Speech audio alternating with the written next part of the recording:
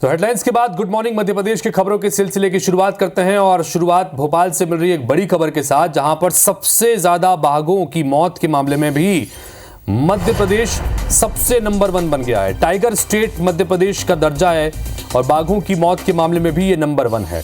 यानी सबसे ज्यादा टाइगर भी मध्य प्रदेश में है और सबसे ज्यादा मौतें भी यहीं पर हो रही हैं। दूसरे स्थान पर महाराष्ट्र और तीसरे स्थान पर कर्नाटक है।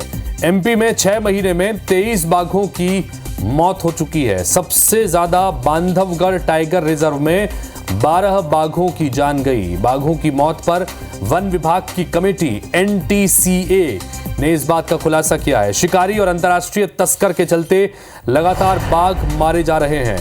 10 सालों में बांधवगढ़ में 65 से ज्यादा बाघों की मौत हुई है। यह वाकई में चिंता की बात है। तो एक तरफ मध्य प्रदेश जहां गर्व करता है टाइगर स्टेट होने के नाम पर कि अगर देश भर में टाइगर्स के मामले में नंबर 1 अगर मध्य प्रदेश पर है, तो वहीं मौतों के मामले में भी नंबर 1 है मध्य प्रदेश। ये चिंता की बात है। विवेक पटैया हमारे सहयोगी इस वक्त सीधे जुड़ गए हैं भोपाल से, उनके पास चलते हैं। विवेक, का रिपोर्ट बड़ी चौंकाने वाली है, परेशान करने वाली, क्योंकि टाइगर स्टेट का दर्जा भी महाराष्ट्र से पहले मध्य प्रदेश के पास में, यानी कि मध्य प्रदेश में सबसे ज्यादा टाइगर हैं पूरे देश में। लेकिन यहीं पर मौतों का आंकड़ा भी हैरान करने वाला है, इसमें भी नंबर 1 मध्य प्रदेश है। यह वाकई चिंता की बात है। क्या कुछ रिपोर्ट में कहा गया है?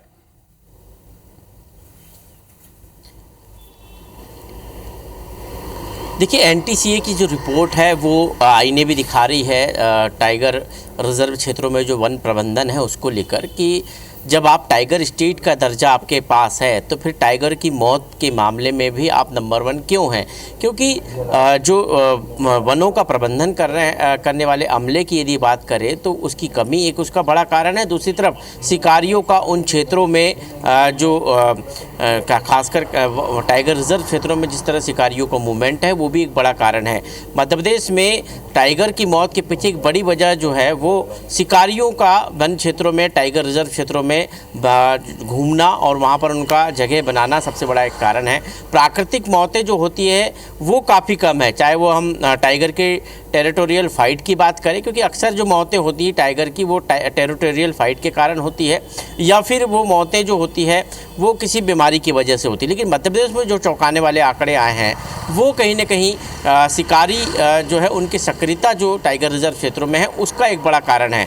मध्य प्रदेश टाइगर स्टेट भी है और मौतों के मामले में भी नंबर 1 है। ये हम नहीं कह रहे हैं, ये एनटीसीए की रिपोर्ट कह रही है और सरकार को भी आईना दिखा रही है। महाराष्ट्र दूसरे नंबर पर है, कर्नाटक तीसरे नंबर पर है, और इसलिए मध्य प्रदेश सरकार को अभी से अलर्ट होना चाहिए, क्योंकि यदि टाइगर स्टेट का तमगा आपके पास है और उसको यदि आपको बरकरार रखना है तो जो टाइगर बचे हुए हैं उनको आपको बचाना होगा। उनके लिए जगह जो है सुरक्षित होनी चाहिए, और शिकारियों का जो वन क्षेत्रों में जिस तरह शिकारी घूम रहे हैं उन पर कंट्रोल होना चाहिए, और उसके लिए अमले की सख्त आवश्यकता है। टाइगर रिजर्व में बांधवगढ़ टाइगर रिजर्व का आप आंकड़ा देखें तो सबसे ज़्यादा मौतें बांधवगढ़ टाइगर रिजर्व में हुई है, और ये एक बड़ा कारण बता रहा है कि वहाँ पर शिकारी सक्रिय है। जिस पर वन विभाग ने अब तक क्या किया ये एक बड़ा सवाल है। और अकेले बांधवगढ़ की बात ही नहीं है, अन्य जो टाइगर रिजर्व है, चाहे वो पेंच की बात करें या फिर हम बात करें रातापानी की, कई जगह जो है टाइगरों की मौत के बड़े कारण एक्सीडेंट भी हो गए। जैसे रातापानी टाइगर रिजर्व में रेलवे ट्रैक के ऊपर टाइगर के आ जाने के कारण कई मौतें हुई हैं। इस पर भी वन विभाग ने अब तक जो है ट्रैक के आसपास जो टाइगरों का मूवमेंट होता है उस पर कोई काम नहीं किया। जाहिर तौर पर यह वाकई में चिंता की बात है और एक महत्वपूर्ण सवाल, जैसा कि विवेक आपने भी ये सवाल उठाया कि भाई अगर संख्या के मामले में, बाघों की संख्या के मामले में नंबर 1 है, तो बाघों की मौतों के मामले में भी हम क्यों नंबर 1 हैं? सबसे बड़ा सवाल यही इस पूरी रिपोर्ट से निकल के सामने आता है। देखते हैं कि अब ये रिपोर्ट सामने आई है, इसके बाद जिम्मेदारी के साथ में क्या कदम उठाए जाते हैं, जो जिम्मेदार है उनके खिलाफ क्या कोई कार्रवाई होती भी है। बहुत बहुत शुक्रिया विवेक इस तमाम जानकारी के लिए आपका। तो number 1 state, tiger state Madhya Pradesh, वो स्टेट जहां पर टाइगर्स की संख्या पूरे देश में सबसे ज्यादा है। लेकिन ये एनटीसीए की जो रिपोर्ट, जो कि वन विभाग से जुड़ी हुई एक समिति है, उसकी रिपोर्ट ये बताती है कि टाइगर्स की मौत के मामले में भी मध्य प्रदेश नंबर 1, और जो कारण है वो और हैरान करने वाला है कि शिकार और तस्करी के मकसद से यहां पर हत्याएं टाइगर्स की ज्यादा हो रही हैं। देखते हैं कि क्या कुछ कदम इस पे उठते हैं। इधर लुटेरी दुल्हन की तर्ज पर छतरपुर में एक अनूठा और संगीन मामला सामने आया। एक पति ने अपनी पत्नी पर धोखेबाजी का आरोप लगाते हुए जान बचाने की गुहार लगाई है। आरोप है कि एक महिला ने 5 पुरुषों को अपने हुस्न के जाल में फंसाकर शादी की और फिर उनका पैसा हड़पने के बाद उसने नया शिकार खोजा और अब 14 साल बाद अपने 6वें पति को भी फंसा रही है। महिला का 6वां पति पुलिस की शरण में जा पहुंचा और न्याय की गुहार लगाई है। पीड़ित फूलचंद कुशवाहा ने यह बताया कि उसकी पत्नी विनीता ने प्रेम जाल में फंसाकर उससे साल 2011 में शादी की थी।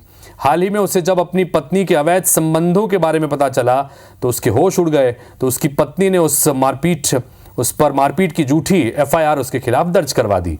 पीड़ित के मुताबिक इस महिला का उद्देश्य सभी पर फर्जी केस लगाकर पैसे ऐंठना है और जब पैसे खत्म हो जाते हैं तो सबको एक एक करके छोड़ जाती है और नया शिकार खोजती है। पुलिस ने इस मामले में जांच की बात कही है। पहली तो बात यही पुलिस जांच करेगी कि आरोप जो पति लगा रहा है उसमें कितनी सच्चाई है, क्योंकि उसके खिलाफ भी मारपीट का मामला दर्ज कराया गया है उसकी पत्नी द्वारा। लेकिन ये मामला संज्ञान में आया है, पुलिस के लिए भी अब चुनौती है। 2010 में मेरी उससे शादी हुई थी। लगभग 14 साल में उसके साथ रहा।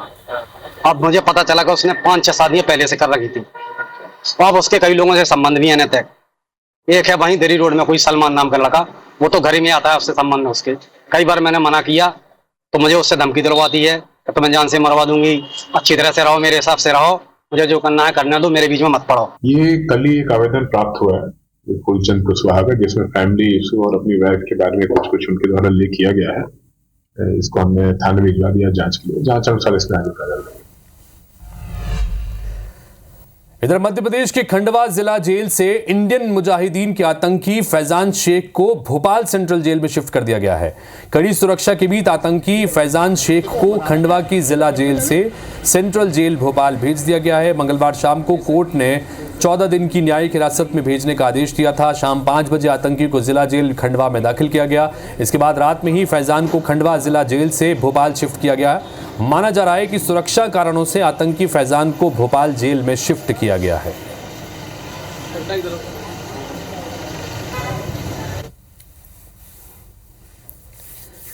इधर राजधानी में आज से बस यात्रियों को थोड़ी राहत मिलने वाली है, क्योंकि भोपाल की सड़कों पर आज से 149 लाल बसें, लो फ्लोर बसें चलने लगेंगी। शहर के 10 रूट पर दौड़ने वाली 149 सिटी बस 6 दिन से बंद थी, चूंकि टिकट कलेक्शन को लेकर विवाद था। यह विवाद अब सुलझ गया है। 149 बसें जो जिनके पहिए थमे हुए थे, अब फिर से 10 रूट जो तय किए गए हैं वहां पर चलने लगेगी। और जाहिर तौर पर यात्रियों को बड़ी परेशानियों का सामना करना पड़ रहा था, क्योंकि पब्लिक ट्रांसपोर्ट का एक प्रमुख साधन है और इसके बंद होने की वजह से जो यात्री लगातार इनसे रोजाना सफर करते हैं उनको दिक्कतें थी।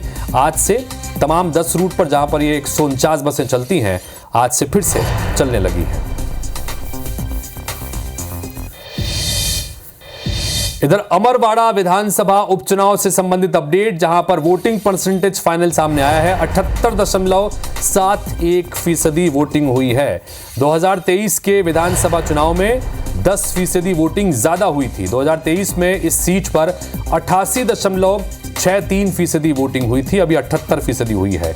13 जुलाई को अमरवाड़ा उपचुनाव के नतीजे सामने आएंगे। कुल मिलाकर 9 प्रत्याशी यहां पर मैदान में थे, जिनमें से मुख्य मुकाबला भारतीय जनता पार्टी के कमलेश शाह और कांग्रेस के धीरेन्द्र शाह के बीच में है। तो वहीं गोंडवाना गणतंत्र पार्टी के उम्मीदवार की मौजूदगी का भी परिणाम पर असर पड़ेगा, ऐसा माना जा रहा है।